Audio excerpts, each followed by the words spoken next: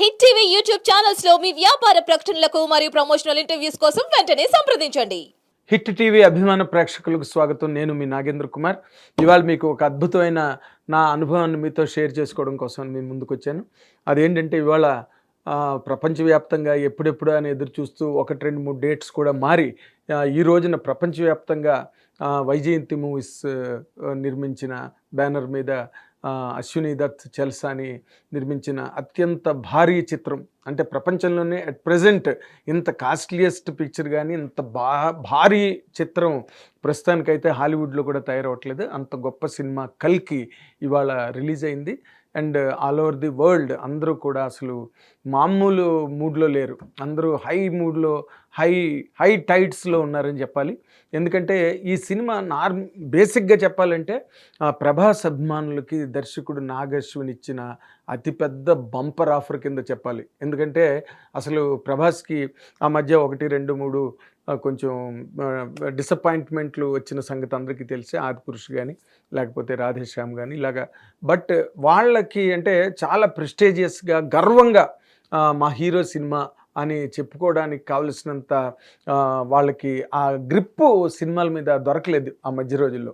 ఈ సినిమా 100కి 1,00,00,000 పాళ్ళు వాళ్ళందరూ కూడా కాలర్ ఎగరేసుకునే లాంటి ఒక గొప్ప ఎక్స్పీరియన్స్ని, అది కూడా థియేట్రికల్ ఎక్స్పీరియన్స్ని చాలా గొప్పగా ఆర్టికులేట్ చేసిన నాగ్ అశ్విన్ని మాత్రం 100% మనందరం మెచ్చుకుని తీరాలి. ఎందుకంటే ఇలాంటి ఒక ఫ్యూజన్, ఒక రకమైన ఆ ఎన్సెంబుల్మెంట్ ఈ కథని తయారు చేయడంలో నాగ్ అశ్విని ఎంత గొప్ప ఎక్స్పర్టైజ్ని డిస్ప్లే చేశాడు.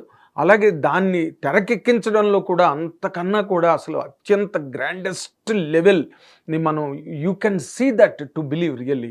ఆ సినిమాలోని ఆ అశ్వత్థామ అనే ఒక క్యారెక్టర్ని మన మైథాలజీ నుంచి తీసుకుని కృష్ణుడి శాపంతో అతనికి మరణమే లేకపోవడం వల్ల కొంతమందికి సప్త చిరంజీవుల్లో కొంతమంది వరం వల్ల వాళ్ళు చిరంజీవులుగా ఉండిపోయిన వాళ్ళు ఉన్నారు, ధ్రువతారులుగా ఉండిపోయిన వాళ్ళు ఉన్నారు.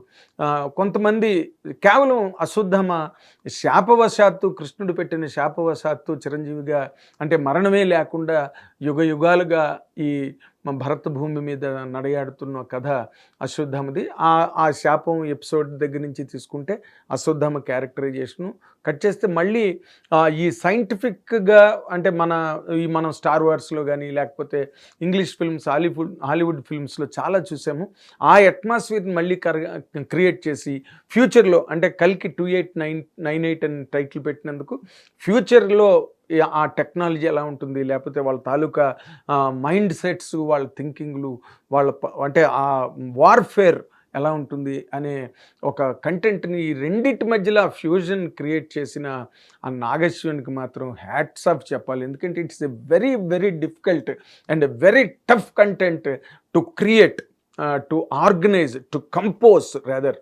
అంత గొప్పగా ఎందుకు నేను ఇంత ఎక్సైట్మెంట్తో చెప్తున్నానంటే, మనం నార్మల్గా తెలుగు డైరెక్టర్లు కానీ లేకపోతే తెలుగు సినిమాలు కానీ ఆ రేంజ్లో ఉండవు. ఓకే, ఇంతకుముందు మన బాహుబలి వచ్చింది, బ్రహ్మాండంగా ప్రపంచాన్ని ఊపేసింది, దానికి ఆస్కార్ కూడా వచ్చింది. తర్వాత త్రిబుల్ వచ్చింది, అన్నీ త్రిబుల్ ఆస్కార్ వచ్చింది, అన్నీ ఓకే. ఆ 2 సినిమాలు, తర్వాత కేజీఎఫ్, అవన్నీ బాగా బ్రహ్మాండంగా సెలబ్రేట్ చేసుకున్నాయి.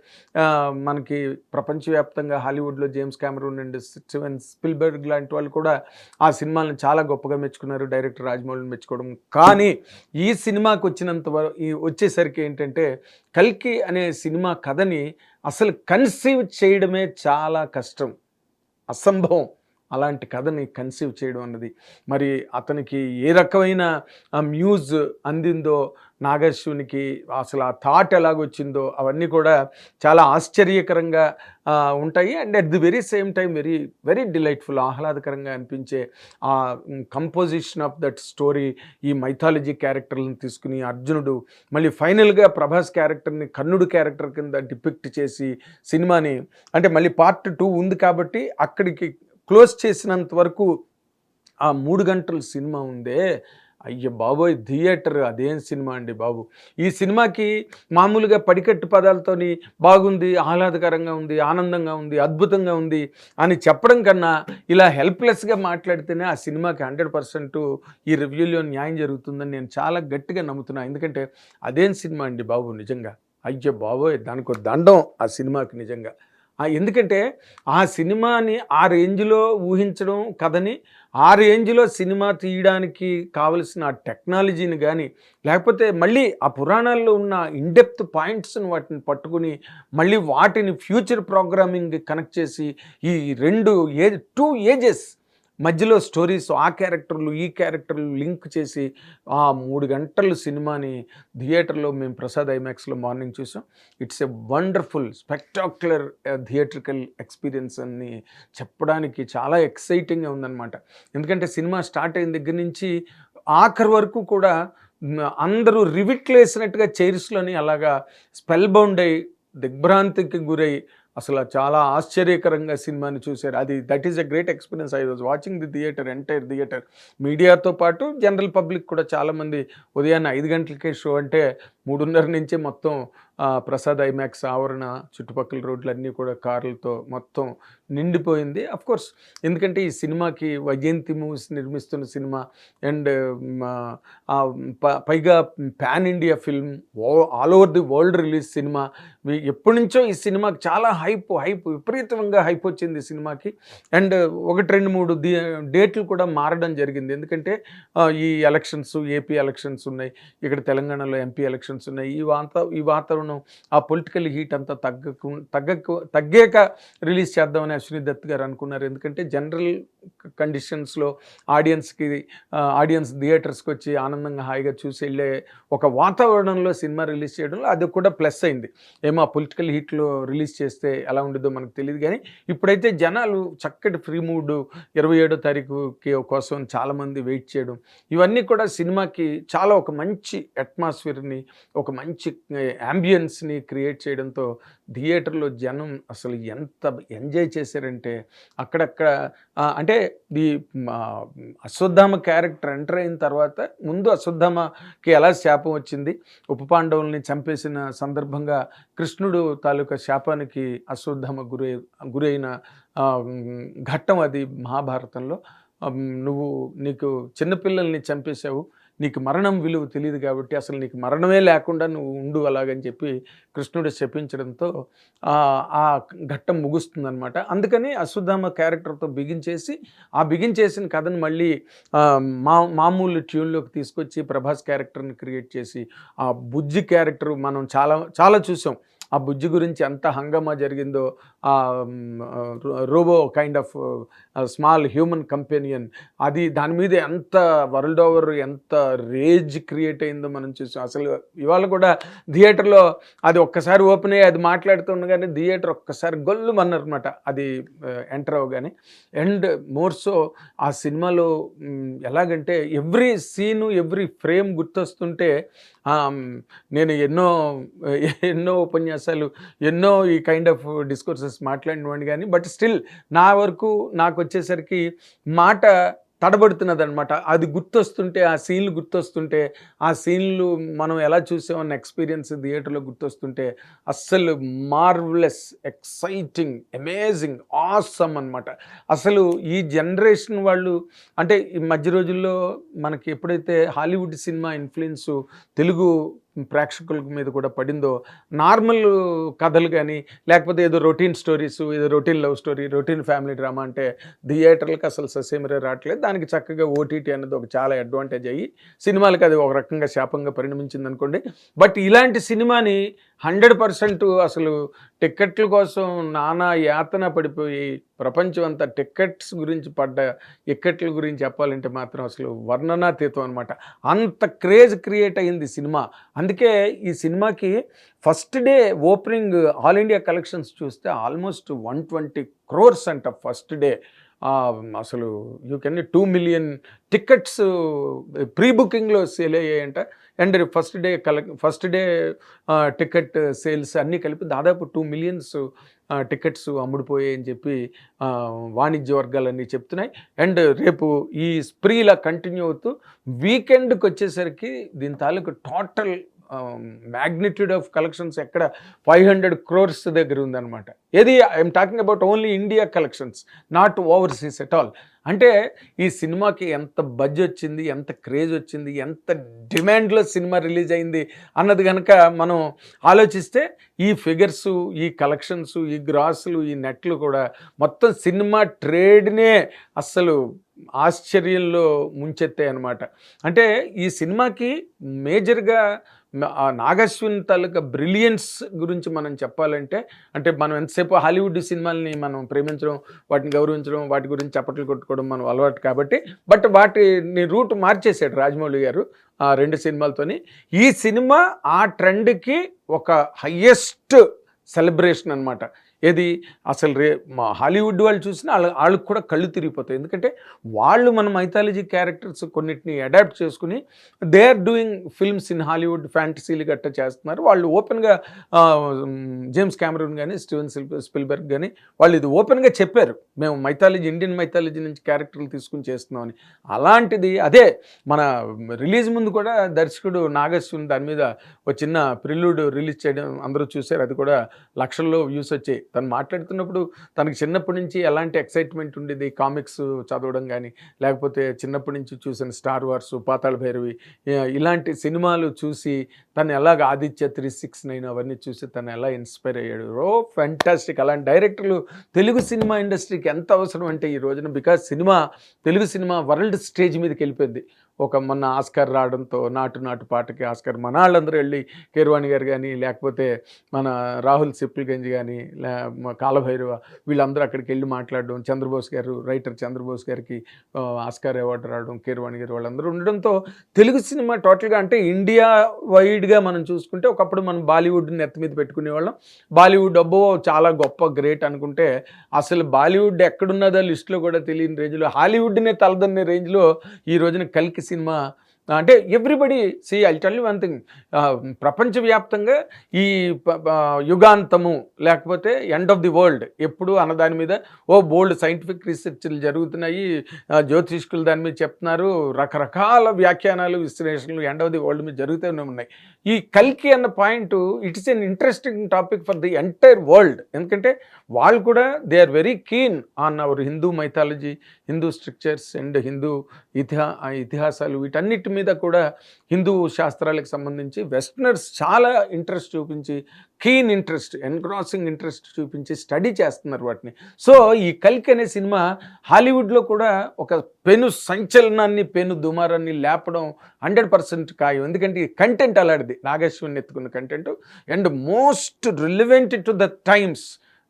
ఆ క్యారెక్టర్స్ని వాటిని అంత సైంటిఫిక్ అప్రోచ్తో ఏమి టెక్నాలజీ వాడారు, అబ్బో mind blowing. And more so అలాంటి లెజెండ్ అమితాబ్ బచ్చన్ గారు లాంటి లెజెండ్ అశ్వత్థామ క్యారెక్టర్ సినిమాలో క్యారెక్టర్ స్క్రీన్ మీదకి వస్తుంటే థియేటర్స్ దద్దరిల్లైనాయండి. అసలు ఎక్కడైనా, ఇక్కడ నేను చూసి చెప్పడం కాదు, నా ఎక్సైట్మెంటో నా ఎక్స్పీరియన్సో చెప్పడం కాదు, మొత్తం ఈ ప్రపంచంలో ఈ రోజున నిన్నటి నుంచి వచ్చిన రిపోర్ట్లు, నేను రాత్రి యూఎస్లో షోలు అయిపోయి తెల్లవారికి వచ్చిన రిపోర్ట్లు కానీ, లేకపోతే మొత్తం వెబ్సైట్ రిపోర్ట్లు కానీ, ఎక్కడ ఈ సినిమా గురించి మాట్లాడుకున్నా ఎవరు గుక్క తిప్పుకోకుండా, ఊపిరి తీసుకోకుండా చాలా అసలు భయంకరమైన ఒక ఎక్సైట్మెంట్తో మాట్లాడుతున్నారు ఈ సినిమా గురించి. ఎందుకు అని మీరు కనుక ప్రశ్నిస్తే మీరు సినిమా చూడాలి. ఎందుకంటే దీనికి ఇలాంటి సినిమా థియేట్రికల్ ఎక్స్పీరియన్సు అసలు మన స్టార్ వార్స్ సినిమాలు వాటిలో చూసినట్టుగా ఒక తెలుగు కథ, ఒక తెలుగు దర్శకుడు, ఒక తెలుగు నిర్మాత. ఆఫ్ కోర్స్ నేను అశ్విని దత్ గారి గురించి చెప్పి తీరాలి. ఎందుకంటే ఆయనకున్న సాహసం కానీ, ఆయనకున్న ధైర్యం కానీ, ఆయనకున్న మొండితనం కానీ, ఆయనకున్న కమిట్మెంట్ కానీ అస్సలు యూ కాంట్ ఇమాజిన్. ఎందుకంటే 600-700 కోట్ల రూపాయల బడ్జెట్ సినిమాకి తర్వాత అఫ్కోర్స్ ఆయన ఎప్పుడో జగదేకుడు అతిలోక సుందర్లోనే సినిమాతోనే ఆయన మంచి రికార్డు క్రియేట్ చేశారు. ఎందుకంటే ఆయన అందరూ భయపెట్టారు ఆ రోజున, ఏంటి సెటిల్ ఏంటి, ఈ గొడవ ఏంటి, అసలు ఎక్కడ ఉన్నావు, ఎక్కడ తేలుతావు అని చెప్పి పెద్ద వాళ్ళు ఆయన చూసి భయపడ్డారు. ఇంత డబ్బు ఖర్చు పెట్టి తీస్తున్నావు, అశ్విని దత్ గారు ఏమైపోతారో అనే ఒక ఇది. బట్ హీ ప్రూవ్డ్ దట్ ఆయన టేస్ట్కి తగ్గట్టుగా ఏమాత్రం కూడా కాంప్రమైజ్ అన్నది లేకుండా ఆ రోజే తీసిన మనిషి. అండ్ మహానటి సినిమాకి కూడా వాళ్ళు ఏదో జనరల్గా తీస్తామంటే కూడా మీరు సెటిల్ అయ్యండి, బ్రహ్మాండంగా వేయండి, డోంట్ హెజిటేట్ ఫర్ ఎక్స్పెండిచర్, డబ్బు గురించి బడ్జెట్ గురించి మాట్లాడద్దు, ఆ వింటేజ్ ఎఫెక్ట్ని క్రియేట్ చేయండి స్క్రీన్ మీద అని చెప్పి తన పిల్లలైన స్వప్న దత్ గారిని, ప్రియాంక దత్ గారిని ఇద్దరిని ఇన్స్పైర్ చేసి డైరెక్టర్ కూడా ఆ మేరకి ఒక ధైర్యాన్ని కల్పించి చేస్తే మహానటి ఎక్కడో అసలు తిరుగులేని సూపర్ హిట్ అయిన సినిమా. తర్వాత మళ్ళీ ఇప్పుడు ఈ సినిమా అనగానే అసలు ప్రపంచంలోనే ఇంత కాస్ట్లీ సినిమా ఇప్పుడు ప్రజెంట్ తయారవ్వట్లేదు, తయారు కాలేదు, ప్రస్తుతానికి రన్నింగ్లో కూడా లేదు. ఇది ఇన్క్లూడింగ్ హాలీవుడ్ నేను చెప్తున్నది.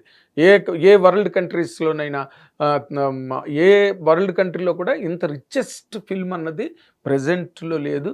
అండ్ ఫ్యూచర్లో మరి ఈ సినిమా చూసిన తర్వాత మళ్ళీ హాలీవుడ్ వాళ్ళు ఏమైనా ఎక్స్పెరిమెంట్ చేస్తే తప్పితే ఈ సినిమాకున్న వైభవం దత్ గారు, అసలు అశ్విని దత్ గారి గురించి చెప్పాలంటే ఆయన 50 ఏళ్ల ప్రయాణంలో మొదటి సినిమా ఎన్టీ రామారావుతో సినిమా ఇండస్ట్రీలోకి ఎంటర్ అయ్యి సూపర్ డూపర్ హిట్ కొట్టి అక్కడి నుంచి ఎన్టీ రామారావుతోని, నాగేశ్వరరావుతోని, కృష్ణ గారితోని, సోమన్ బాబు గారితోని అండ్ కృష్ణరాజు గారితోని, తర్వాత మళ్ళీ చిరంజీవి గారితో బ్రహ్మాండమైన అదిరిపోయే హిట్లు 4 హిట్లు తీసి ఆయన తర్వాత ఇప్పుడు మళ్ళీ ఈ రోజున 50 ఏళ్ల తర్వాత pan India hero, all India లెవెల్లో ఈ రోజున ప్రభాస్ని మించిన పెద్ద హీరో అసలు చేతులు ఎత్తేసారు బాలీవుడ్ కూడా మన ప్రభాస్ ముందు.